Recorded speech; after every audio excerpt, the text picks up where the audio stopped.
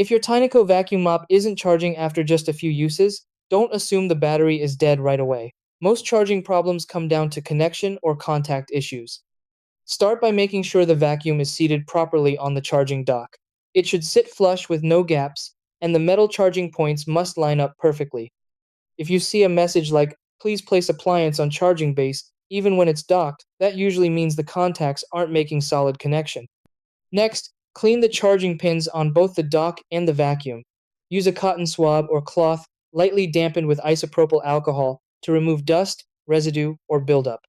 Let everything dry completely before placing it back on the base. Also, confirm you're using the original Tineco power adapter.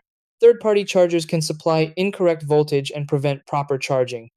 If the unit feels warm from recent use, allow it to cool down for about an hour before attempting to charge again. If you notice a blinking red battery icon, the issue may be with the lithium-ion battery pack itself.